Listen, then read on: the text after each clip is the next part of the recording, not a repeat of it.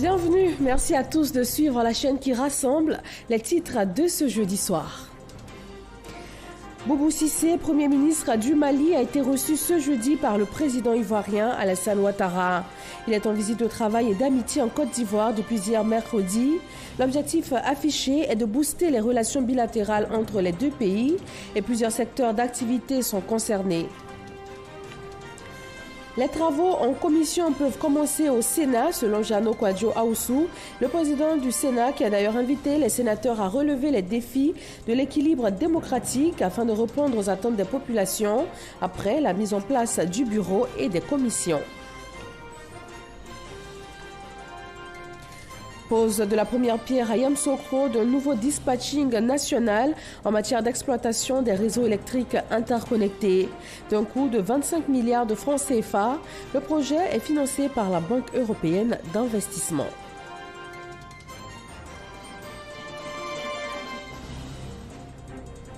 Et puis, éducation nationale, des fraudeurs ont été épinglés dans 7 villes de la Côte d'Ivoire pendant les épreuves écrites du BEPC 2019.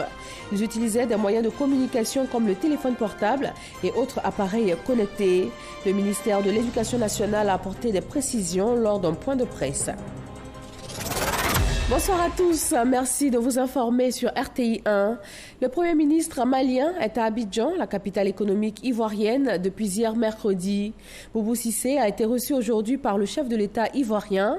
Les échanges ont essentiellement porté sur le renforcement des relations de coopération dans les domaines de l'énergie, du transport, du commerce et de la santé. Awa Touré.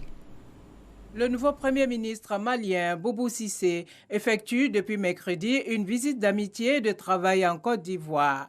Il a à cette occasion transmis au président de la République Alassane Ouattara les salutations fraternelles du président Boubacar Keïta ainsi que la reconnaissance du peuple malien pour ses efforts et sa contribution à l'amélioration de la situation sécuritaire au Mali, à travers notamment la participation d'un contingent ivoirien à la MINUSMA. C'est une visite d'amitié et de travail.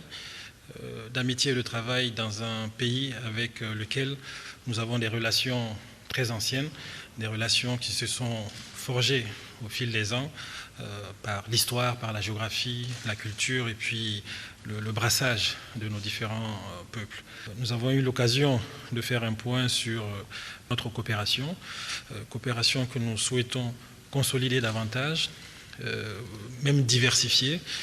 Aujourd'hui, coopération qui se porte sur le secteur de l'énergie et des échanges commerciaux entre nos deux pays, que nous souhaitons voir évoluer vers d'autres secteurs tout aussi stratégiques et d'intérêt commun pour nos deux pays, comme la santé, comme l'éducation ou la réalisation de projets structurants, d'infrastructures qui pourraient être communes à nos deux pays et qui pourraient booster nos échanges commerciaux. Donc, nous nous félicitons des relations que nous avons. Nous souhaitons que ces relations puissent se développer davantage et puissent bénéficier à nos deux peuples respectifs. Le Premier ministre malien Boubou Cissé a par ailleurs exprimé sa gratitude au président Alassane Ouattara et sollicité son soutien et son accompagnement dans le cadre de sa mission. Également à l'agenda du chef du gouvernement malien, une rencontre avec la communauté malienne de Côte d'Ivoire. Le docteur Boubou Cissé et les ressortissants maliens ont échangé sur diverses questions, notamment la sécurité et la paix au Mali. Ils ont évoqué la question de la carte d'identité biométrique de la CEDEAO. Et face à ces différentes préoccupations, le Premier ministre du Mali a rassuré ses compatriotes sur la volonté de l'État malien à répondre à leurs attentes. À présent, un télégramme officiel de la présidence de la République de Côte d'Ivoire adressé à son Excellence M. Ismaël Omar Guelleh, président de la République de Djibouti. Monsieur le Président, la célébration de la fête nationale de votre pays m'offre l'agréable occasion d'adresser à votre Excellence, au nom du peuple et du gouvernement ivoirien, ainsi qu'en mon nom propre, mes vives et chaleureuses félicitations. En ces instants de célébration, je forme des vœux de santé, de bonheur et de succès pour votre Excellence, ainsi que ceux de paix et de prospérité pour le peuple frère de Djibouti. Je me réjouis de l'excellence des relations d'amitié d'amitié et de coopération qui existent si heureusement entre nos deux pays, tout en souhaitant qu'elle se développe et se consolide davantage dans l'intérêt de nos populations respectives. Haute considération, c'est signé Alassane Ouattara, président de la République de Côte d'Ivoire. Direction Grand-Bassam, le vice-président ivoirien y a été à l'inauguration du nouveau siège du VITIB, le village des technologies de l'information et de la biotechnologie. Daniel Kablan-Duncan a aussi inauguré une unité de production pharmaceutique. Chiram Kofi Abola. L'unité de production pharmaceutique Pharmanova de Côte d'Ivoire, inaugurée ce jour à Grand-Bassam par le vice-président Daniel Kablan-Duncan, agit dans le domaine de la fabrication, l'exportation et la distribution des médicaments. Pour le ministre de la Santé et de l'Hygiène publique, elle constitue une garantie des emplois directs en même temps qu'elle va permettre aux populations d'avoir des médicaments à moindre coût. Le ministre a par ailleurs salué la coopération avec l'Inde et le Ghana, dont cette unité est le fruit. La construction du laboratoire Pharmanova, que nous avons le plaisir d'inaugurer ce jour, répond à cet impératif de développement du secteur pharmaceutique national, faisant de notre pays un acteur important et incontournable dans l'industrialisation pharmaceutique de la sous-région. Ainsi, en plus d'être le fruit d'une coopération internationale féconde entre la Côte d'Ivoire et l'Inde, en plus d'être également un outil de coopération sud-sud, puisque Pharmanova est déjà chez notre voisin, le Ghana, la réalisation de cette usine pharmaceutique est aussi un exemple concret de la volonté du président de la République de promouvoir l'industrialisation du secteur privé de notre pays. Autre structure également inaugurée, toujours à Grand-Bassam ce jeudi par le vice-président, c'est le nouveau siège du VITIB, appelé l'hôtel d'entreprise TIC du parc technologique Mahatma Gandhi, structure qui se veut la vitrine technologique de l'Afrique de l'Ouest et même du continent. Le ministre de l'économie numérique et de la Poste a assuré de son engagement à tout mettre en œuvre pour l'atteinte des objectifs du VITIB, entendez le village des technologies de l'information et de la biotechnologie. La cérémonie de ce jour n'est pas la fin d'un parcours, mais plutôt le début. Il nous faudra définitivement transformer l'essai en succès durable, à savoir faire du VITIB une zone franche, capable d'attirer des entreprises nationales et internationales de renom et de créer des emplois, en particulier pour nos jeunes. Le ministère de l'économie numérique et de la Poste, pour sa part, prend ici l'engagement ferme, en tant que tuteur technique, de créer les conditions favorables pour la poursuite de cette dynamique d'apaisement des infrastructures technologiques résilientes et durables. Soutenons la recherche scientifique et l'innovation afin de permettre au VITIB d'être le catalyseur, l'accélérateur de la croissance économique, la création de richesses, la création des emplois de jeunes et du bien-être des populations. Pour le vice-président Daniel Kablan-Duncan, tout ce qui se fait en matière de développement technologique s'inscrit dans la vision du père fondateur de la Côte d'Ivoire moderne, feu le président Félix Houphouët-Boigny, vision aujourd'hui poursuivie par le président Alassane Ouattara. Le recours plus accru au savoir et à l'innovation aidera la Côte d'Ivoire à mettre en œuvre les nombreuses initiatives de développement actuelles et futures dans les secteurs de l'agriculture, de l'éducation, de la santé, des transports, des finances, de la sécurité, etc. Il faut donc développer les compétences, les technologies, les capacités d'innovation dont le pays a besoin pour concrétiser son programme de transformation. Cet impératif a été bien compris, anticipé, il faut le dire déjà, depuis les années 1970, par le premier président de la Côte d'Ivoire, feu Félix Houphouët-Boigny, grand homme d'État doté d'un leadership visionnaire qui avait, vous rappelez, déclaré « L'avenir appartient à la science et à la technique ». Il avait fait donc une priorité de son action de développement par la création de nombreux instituts de recherche, par l'introduction, vous savez, de l'éducation télévisuelle, à l'école primaire déjà. C'est donc dans cette même perspective que dès 2011, le gouvernement, sur l'instruction du président de la République, son excellence M. Alassane Ouattara, a mis en œuvre d'importantes actions en vue de développer l'esprit de créativité des Ivoiriens et d'innovation technologique dans notre pays. Comme il a fait avant de quitter l'unité de production pharmaceutique, le vice-président a effectué une visite guidée au VITIB. Il a visité un certain nombre de compartiments pour s'imprégner des activités du village des technologies de l'information et de la biotechnologie qui s'est doté par exemple d'un accélérateur d'entreprise à fort potentiel et surtout de salles audiovisuelles. Quittant Grand Bassam pour Yamoussoukro à près de 275 km, une séance plénière du Sénat s'y est ouverte ce jeudi. Le bureau définitif de l'institution et ses commissions permanentes ont été installées. Désormais, le Sénat est opérationnel. Gabriel Zani pour le reportage. Le Sénat est opérationnel et prêt à recevoir tous les projets et propositions de loi. Ce sont les mots de Jeannot Kouadou Aoussou, le président du Sénat, à la séance plénière tenue ce jeudi à la Fondation Félix Houphouët-Boigny de Yamoussoukro. Une séance au cours de laquelle le bureau définitif et les commissions permanentes de l'institution ont été installés à la grande satisfaction des premiers sénateurs de l'histoire de la Côte d'Ivoire. Nous avons installé donc le bureau du Sénat, les commissions également. Donc nous, au niveau de la diaspora, nous allons travailler pour apporter donc notre pied à l'édifice, à la démocratie en Côte d'Ivoire. C'est un défi, cela va nous permettre de travailler davantage, de travailler beaucoup plus qu'avant. Notre rôle, c'est être en contact avec les collectivités territoriales et l'interprète du Sénat auprès de cette communauté rurale. Sur cette photo de famille, les membres du bureau définitif avec à sa tête Jeannot Kouadou Aoussou, le président du Sénat.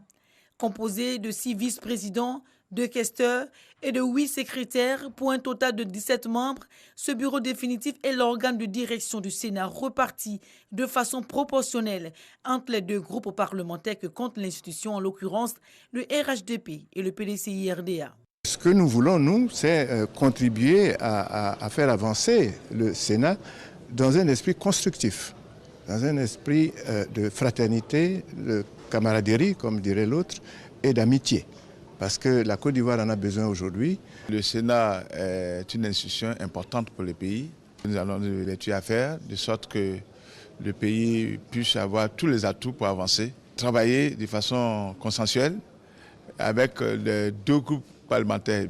En même temps que les membres du bureau définitif, dont le mandat d'1 an est renouvelable selon le règlement du Sénat, ont été désignés, ceux des commissions permanentes. Ces membres sont repartis entre 6 commissions. Ce sont les commissions des affaires générales et institutionnelles, sociales, culturelles, économiques et financières et enfin sécuritaires. Pour le président du Sénat, les conditions de la navette parlementaire sont donc remplies. J'invite chacun de vous à tenir compte de cette nouvelle réalité afin de prendre les dispositions pour assurer votre présence effective aux travaux qui nous attendent, aussi bien en commission qu'en séance plénière, en vertu de l'obligation d'assister qui pèse sur chaque parlementaire. C'est le premier Sénat de Côte d'Ivoire. Je souhaite vivement que nous tous, nous partageons cette vision de dire on a un pays qui a connu 10 ans de blessures. Nous sommes en train de le reconstruire. Chacun doit apporter son petit pansement pour guérir cette mère patrie, pour qu'elle soit belle, qu'elle aille à tous les grands rendez-vous de l'histoire de l'humanité. La prise en compte des couleurs politiques et des organisations de la société civile composant le Sénat a été déterminante dans la composition du bureau définitif et des commissions permanentes. Ce défi d'équilibre démocratique ne s'impose pas seulement pour le fonctionnement du Sénat. Il est aussi pour le travail de votation des lois et de contrôle de l'action gouvernementale dévolu aux 99 sénateurs, selon le président du Sénat. La première chambre du Parlement a, elle, examiné et adopté 8 projets de loi en plénière hier mercredi. Il s'agit entre autres de la loi relative au mariage, aux successions, à la minorité et à la filiation et du projet de loi instituant la carte nationale d'identité biométrique. Moussa Konaté. Le projet de loi instituant la carte nationale d'identité biométrique vient d'être adopté en plénière par les députés. Bientôt, tout citoyen ivoirien devra être détenteur d'une carte à puce électronique sécurisée et à multi-usage contenant des informations biographiques et des données biométriques. La confection des cartes nationales d'identité biométrique est prévue démarrer en octobre prochain. L'opération ne sera pas gratuite. Le droit des thèmes a toujours prévalu en Côte d'Ivoire. On a toujours payé les cartes, sauf lorsqu'il y a eu la sortie de crise. C'est seulement à cette période, mais on a toujours payé un droit de thème. Et nous avions expliqué à l'émissaire du gouvernement aussi en son temps voilà, de voir comment on pouvait pour vraiment soulager aussi nos populations par rapport à la diminution du coût. Cette séance plénière a aussi enregistré l'adoption du projet de loi relatif à l'élection des sénateurs, du projet de loi portant code pénal et d'autres projets liés aux droits des personnes et de la famille, à savoir les projets de loi relatifs aux successions, au mariage, à la minorité et à la filiation. Vous savez, il y avait tellement de conflits dans nos histoires de gestion de famille, surtout en se référant aux lois de la tradition et tout ça, et le modernisme que nous sommes en train de faire. Il est tout à fait normal que les lois que nous venons de voter sont des lois qui vont apporter beaucoup de cohésion. Parce que des enfants qui sont nés hors mariage, qui étaient laissés pour compte aujourd'hui, seront bien sûr avec cette loi prise en compte. L'enfant n'y est pour rien.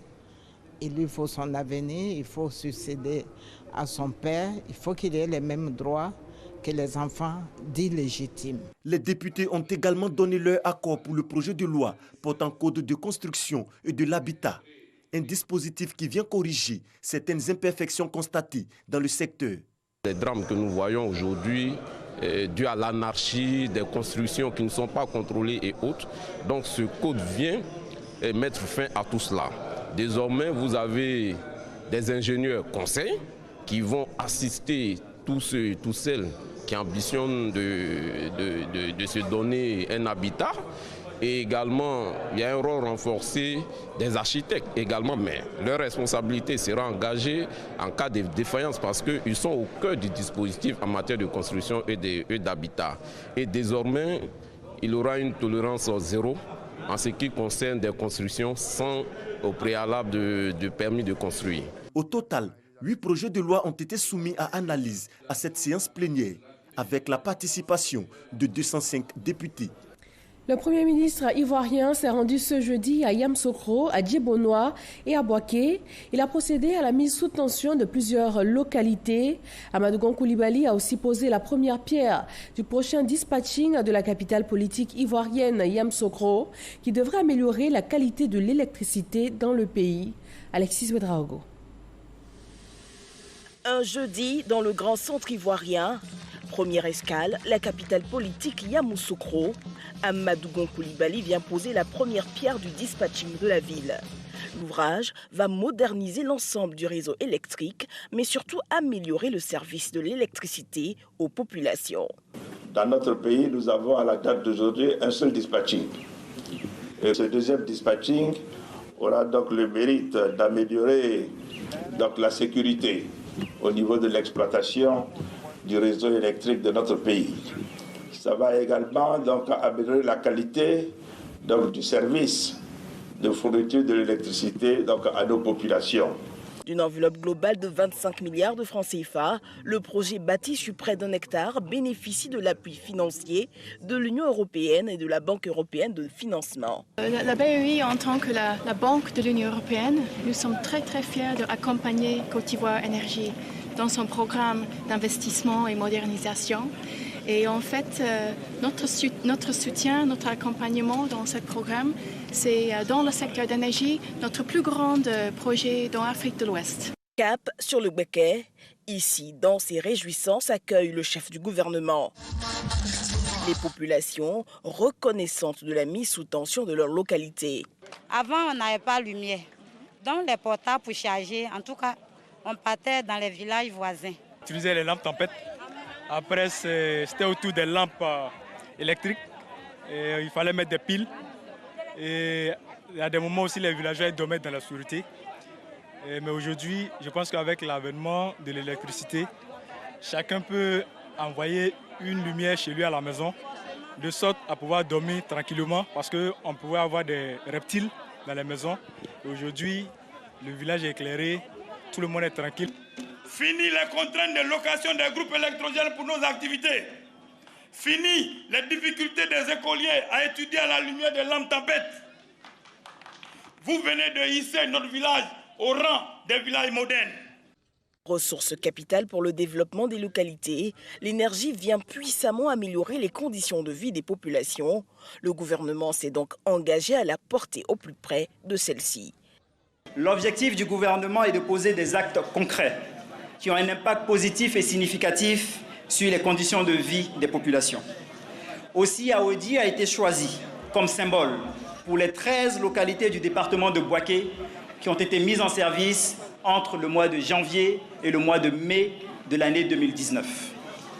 Ces travaux d'électrification et de branchement constituent une étape importante dans le développement du département de Bouaké, dans la mesure où ils vont transformer positivement la vie des populations, notamment celle de nos jeunes, qui pourront dorénavant étudier plus longtemps. Une dizaine de chefs de village et de quartier ont reçu des mains du Premier ministre des lampes basse consommation pour un usage optimal de l'électricité dans leur localité. Nous sommes venus pour montrer un exemple ici, donc à Ondji, des villages qui bénéficient d'électricité. Nous avons également, dans le cadre du programme social concernant l'électricité, le programme électricité pour tous, qui permet, puisque l'abonnement coûte 150 000, on a permis que ce soit étalé sur 10 ans, en payant donc en première somme 1 000 francs. Mais dans le cadre du programme électricité pour tous, en plus de cela, chaque année, 200 000 abonnés, leurs 1 000 francs seront payés par l'État. Et dans le cas d'espèces, dans ce village, ce sera le cas. Et le chef de village vient donc de bénéficier de ces 1 000 premiers francs pris en charge par l'État. Donc, il a aujourd'hui de l'électricité sans avoir payé quoi que ce soit.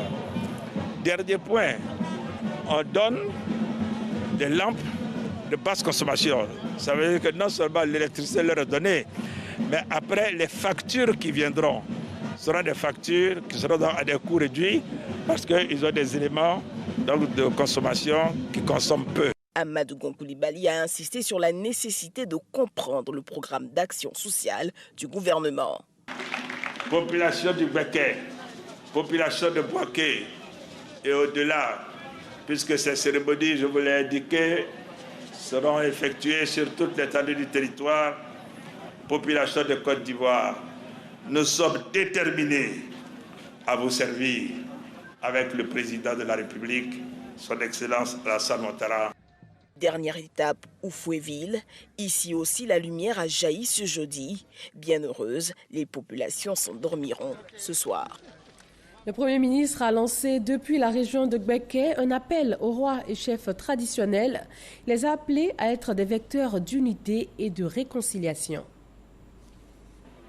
Chers chefs traditionnels, chefs de communauté, ce n'est pas pour rien que le président de la République a décidé de la création d'une chambre des rois et chefs traditionnels et qu'il en a fait une institution de la République. Il a valorisé vos fonctions. Il a valorisé vos attributs.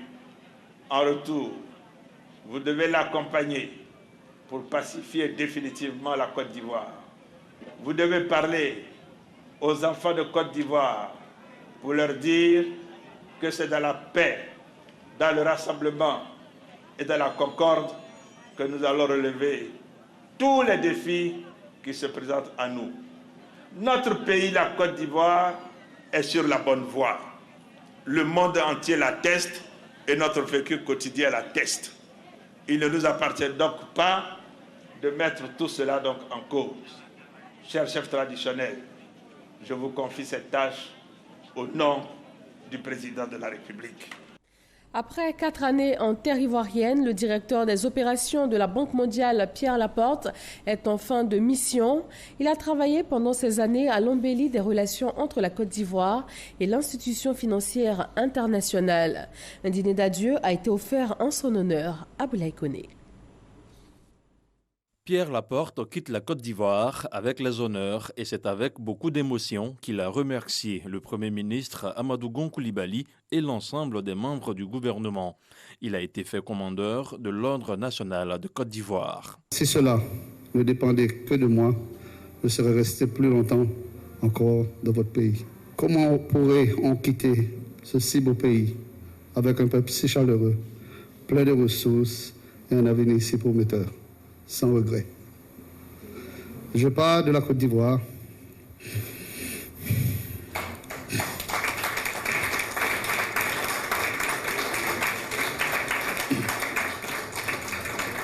Mais je ne quitte pas définitivement votre pays. Le chef du gouvernement a salué la mission en Côte d'Ivoire de Pierre Laporte, une mission accomplie avec brio. Vous êtes sûrement de ceux qui ont cru aux potentialités de notre pays. Ainsi, à ce jour, le portefeuille projet de la Banque mondiale en Côte d'Ivoire comprend 28 opérations contre 18 en 2015. Notre accès aux ressources IDA a atteint plus de 2,6 milliards de dollars US en juin 2019, contre seulement 657 millions de dollars US en 2015, soit une hausse spectaculaire de 400%. Ça s'applaudit. Le Premier ministre, qui souhaite la poursuite des relations dynamiques entre la Banque mondiale et la Côte d'Ivoire, a dit pouvoir compter sur les conseils avisés de Pierre Laporte, affectés au Ghana, notamment dans la mise en œuvre du partenariat stratégique sur le cacao. La Banque africaine de développement a produit un rapport sur le secteur privé et le financement des PME en Côte d'Ivoire. Il révèle 4 axes stratégiques que sont l'industrialisation, la compétitivité du secteur privé, la bonne gouvernance, la contribution des PME à la création des richesses. C'est un rapport qui a coûté plus de 200 millions de francs CFA. Il a été remis au Premier ministre Amadou Gon Coulibaly. Dans la journée d'hier, mercredi, un accord portant réforme de la commission électorale indépendante a été signé. Plusieurs membres du gouvernement, des responsables de groupements et de partis politiques de l'opposition ont pris part à cette rencontre importante pour la mise en place d'une commission électorale indépendante consensuelle. Aboulaye Koné. Le gouvernement, la société civile et les partis de l'opposition ont signé mercredi le rapport final du dialogue politique sur la réforme de la commission électorale indépendante. Le document, qui contient des points d'accord et des points de divergence, sera transmis au chef de l'État, Alassane Ouattara. Ce que la LMP a toujours souhaité, c'est que ce pays parvienne, de temps en temps sur des questions majeures, à trouver une entente minimum. Nous avons toujours œuvré pour cela, depuis 2012. Mais il était important qu'on se parle. Parfois, il est plus important de se parler que de parvenir à un accord parfait. Le RHDP s'est réjoui du fait que ces discussions se sont passées dans un cadre fraternel, un cadre convivial et surtout dans un esprit de fraternité. Nous avons décidé de participer au développement de la Côte d'Ivoire. C'est plus de 6 séances que nous avons eues avec le gouvernement. Je pense que nous sortons de là très soulagés pour que la Côte d'Ivoire ait une CEI indépendante. Au niveau des accords obtenus, les groupements politiques et les organisations de la société civile ont adopté les retraits du représentant de l'Assemblée nationale, du représentant du ministère de l'économie et des finances, des confessions religieuses et le maintien d'un représentant du barreau. Chacun a pu s'exprimer à bâton rompu en exposant, en argumentant. Nous espérons que le gouvernement saura tirer le meilleur parti pour pouvoir sortir pour la Côte d'Ivoire et dans l'intérêt de la Côte d'Ivoire une commission électorale conforme à nos attentes et conforme à la commission et consensuelle. Les discussions se sont déroulées sans le PDCI, Parti démocratique de Côte d'Ivoire, et Ensemble pour la démocratie et la souveraineté, EDS. C'est une première dans l'histoire des relations économiques entre la Chine et les pays africains. Des opérateurs économiques chinois et africains réunis sur un même site d'exposition, avec plus de 50 pays africains invités, dont la Côte d'Ivoire qui a fait partie des 5 pays à l'honneur. Les potentialités économiques et culturelles du pays ont été présentées aux visiteurs. Michel Digré est notre envoyé spécial à Changsha, en Chine. La Côte d'Ivoire a l'honneur à la première exposition économique et commerciale sino-africaine. La délégation, conduite par le ministre des Affaires étrangères Marcel Amontano, a présenté le riche patrimoine agricole et culturel du pays.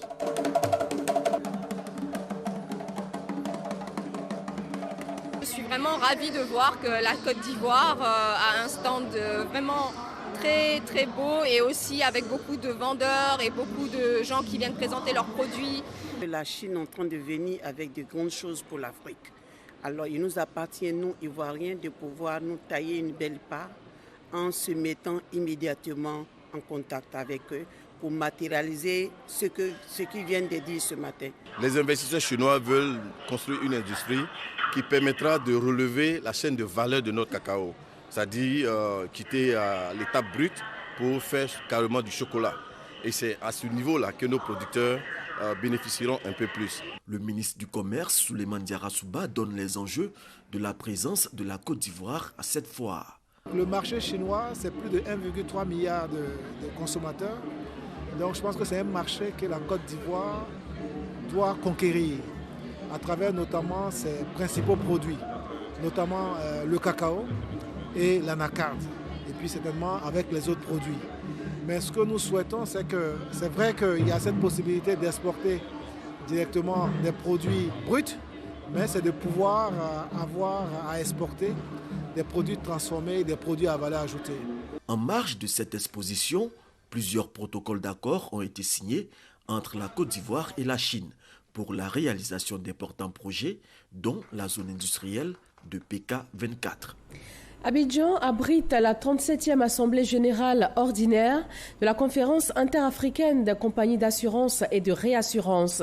Occasion pour les actionnaires d'approuver les comptes de l'exercice 2018 et les perspectives 2019. Les résultats de l'assureur des sociétés d'assurance sont positifs. La précision de Jean-Jacques Kwame. Avec un chiffre d'affaires de 53,536 milliards de francs CFA en 2018 contre 46,337 en 2017, soit une hausse d'environ 15%, la conférence interafricaine des compagnies d'assurance et de réassurance SICARE se porte bien, selon sa présidente du conseil d'administration. Mais au-delà des résultats encourageants, la SICARE, dans un environnement fortement concurrentiel, doit trouver des solutions aux problèmes des assurés en cas de catastrophes naturelles et inondations. Dans nos régions ici, ces risques ne sont pas couverts. Bien entendu, souvent pour la couverture de ces risques, il faut l'intervention de l'État. Mais je pense que des dispositions peuvent être prises pour que, en cas d'inondation, en cas de calamité, il y ait donc une indemnisation. Il y a des réflexions qui sont en cours au niveau régional pour ces genres de risques. À cela, il faut ajouter la contribution au financement du développement économique des États membres de la compagnie. La mise en œuvre de son plan stratégique de développement 2009-2020 lui permettra de se rapprocher des cédantes de l'Afrique du Nord et de l'Afrique de l'Est. En application de ce plan, l'Assemblée générale des États membres a décidé en octobre 2017 d'augmenter le capital social de la SICARE de 30 à 50 milliards de francs CFA. Créé en 1981 par les 12 États membres de la zone non-franc, l'assureur des sociétés d'assurance compte 59 compagnies d'assurance et réassurance et 2 institutions financières à ce jour. Éducation nationale, des cas de fraude ont été découverts lors de la composition au BEPC session 2019. Une fraude favorisée par l'usage des téléphones portables et autres supports numériques. 7 localités du pays sont concernées. Grâce Kando.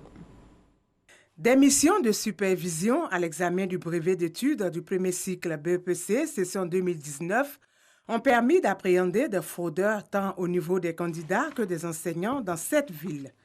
C'est le cas à Bengourou, à Gagnoa, à Divo, à Guitry, à Boiflé, à Bonon, à Zenoula, où des enseignants ont transmis à certains candidats, au moyen de leur téléphone portable, de corriger des épreuves.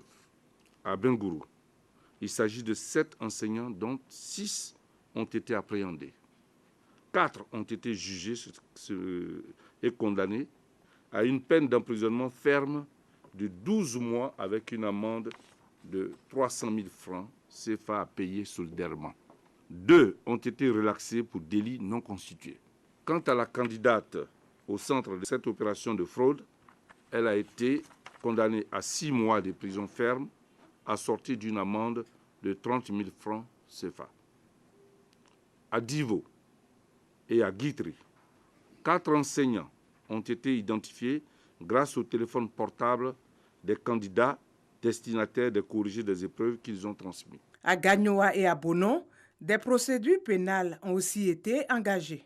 À Gagnoa, le téléphone saisi sur l'un des candidats a révélé l'existence de 3 réseaux de fraudeurs avec lesquels il a des liens. Ce candidat arrêté puis relaxé par la police fait l'objet d'une plainte régulièrement déposée auprès de monsieur le procureur de la République près le tribunal de première instance de Gagnoa. À Bono, 2 surveillants ont été pris par une équipe de supervision de l'inspection générale au moment où ils se partageaient de l'argent soutiré à des candidats. Ils ont reconnu les faits et ont consigné leurs aveux dans leur déposition. Le ministère de l'Éducation nationale, de l'enseignement technique et de la formation professionnelle reste déterminé à lutter contre la fraude. Pour les examens à venir, un dispositif plus renforcé sera mis en place pour la crédibilité des sessions. Le ministère des Mines et de la Géologie ouvre une campagne d'attribution de bourses au titre de l'année 2019. Le budget alloué au comité de gestion du fonds de formation minière est de 350 millions de nos francs. Il est essentiellement question d'accroître l'employabilité des jeunes, et cela dans le secteur pour une administration plus performante. Marine Cogna. Pour cette année 2019, 343,8 millions de francs CFA sont attribués au Fonds de formation minière pour le développement et l'optimisation des ressources humaines du secteur minier. Une hausse comparée aux années précédentes, durant lesquelles 165,5 millions de francs CFA étaient affectés au fonds de 2016 à 2018. Dans ces 343 millions, 35% aillent à la formation et à l'amélioration des compétences de l'administration qui vous sert, 25% pour vous aider à mieux former et à mieux perfectionner ceux qui travaillent pour vous et avec vous, 40% iront à la formation des élèves et étudiants qui vont embrasser la formation dans le domaine des mines et carrières. Le lancement de cette campagne était également l'occasion pour le comité de gestion du Fonds de formation minière de présenter le point de ses travaux depuis son installation le 25 janvier 2019. Le comité de gestion a tenu 9 sessions dont les réalisations majeures sont les suivantes. L'élaboration d'un projet d'arrêté interministériel, la réalisation de l'état des lieux de la formation avant l'installation du comité, la réalisation du point des contributions à la formation, les formulaires de sélection, grilles de sélection, thématiques. En plus de l'octroi des bourses, les opérateurs miniers et le ministre ont convenu de la création prochaine d'un centre de formation minière pour formater des agents répondant aux attentes réelles des entreprises minières. Formation également dans le domaine de la justice. Le Conseil national des droits de l'homme lance la 2e session de formation sur le droit international de l'homme. L'objectif est d'inculquer aux auditeurs les notions de base en matière de droits fondamentaux et les mécanismes universels africains de promotion et de protection des droits de l'homme. Christelle Dja, Jean-Marc Djadji et Isaïo. L'ignorance des droits de l'homme ne peut plus être une excuse. Cette citation, le Conseil national des droits de l'homme de Côte d'Ivoire, CNDHCI, veut en faire son combat. Durant 5 mois, 103 auditeurs ont été formés sur la notion de bonne gouvernance, de démocratie et sur les questions migratoires. Une formation sanctionnée d'un certificat de réussite. Ce qui m'a motivé, c'est l'envie de faire la promotion des droits de l'homme, faire connaître les droits de l'homme. Pour cela, il fallait que moi-même je sois bien formé pour pouvoir dispenser cette formation-là à d'autres personnes. Ce qui m'a motivée à participer à cette formation, c'est d'abord le fait que je sois enseignante en éducation aux droits de l'homme et à la citoyenneté. Donc c'est un domaine qui cadre bien évidemment avec la formation reçue ici. J'ai acquis des connaissances qui vont certainement m'aider dans mon métier d'enseignante, mais également qui vont me permettre d'assumer efficacement ce titre de défenseur des droits de l'homme ici en Côte d'Ivoire. Le Conseil national des droits de l'homme de Côte d'Ivoire, à travers son université, s'engage à renforcer les connaissances et outiller les auditeurs dans le cadre de l'amélioration de la situation des droits de l'homme dans les pays. Je souhaite que cette session permette de consolider davantage vos connaissances grâce aux outils que vous allez acquérir à l'UDDH. Les enseignements que vous en tirerez devraient vous être utiles dans votre travail au quotidien et je souhaite que vous puissiez les appliquer dans l'exercice de vos fonctions. Créée en février 2018, l'Université des droits de l'homme est une initiative du CNDACI. La seconde session de formation du cycle 2, qui a débuté en juin, s'achèvera en novembre 2019. Et on ouvre le chapitre politique dans l'ouest de la Côte d'Ivoire. Les populations du Guémont se félicitent des actions de développement initiées par le gouvernement ivoirien. Ahmed Traoré et Rigoré. Journée festive pour les différentes délégations composées des 4 départements du Guémont. L'événement a lieu dans le village de Da, dans la région du Guémont. Les populations de ces 4 départements sont allées témoigner leur reconnaissance et renouveler leur confiance aux acteurs de la victoire de Seredo, Célestin, à la présidence du Conseil régional du Guémont. Cette cérémonie a été l'occasion pour le président du Conseil régional du Guémont de réaffirmer sa fidélité au RHDP. Selon lui, ce parti apporte le développement rapide de la Côte d'Ivoire. Quand l'électrification, les bitumes, les châteaux de vont ailleurs, le Guémont est toujours en reste. Il faut laisser le Guémont tranquille parce que le Guémont a trop souffert. C'est parce que j'aime le Guémont que je suis allé au développement. J'ai dit solennellement au Premier ministre Gon Coulibaly, le premier interlocuteur du RHDP dans le Guémont, c'est Dr Seredo Célestin. Le chef de la tribu Gué était présent, entouré des chefs de village du canton Zayon. Il a rendu un hommage mérité à certaines personnalités de la Côte d'Ivoire, dont le Premier ministre Amadou Gon Coulibaly. Selon lui, le Premier ministre soutient la région du Guémont et ce soutien va booster rapidement cette région. Pour terminer, en Tunisie, le président Béji Caïd Essebsi a été victime d'un malaise ce jeudi. L'homme âgé de 92 ans a été transféré à l'hôpital militaire de Tunis. Dans le même temps, 2 attentats suicides viennent de frapper la capitale, tuant un policier et faisant au moins 8 blessés. Merci de votre attention. Restez connectés à l'information sur les www.rti.ci. Demain soir, retrouvez Marie-Laure Ongoran sur RTI 1. Bonne fin de soirée à tous.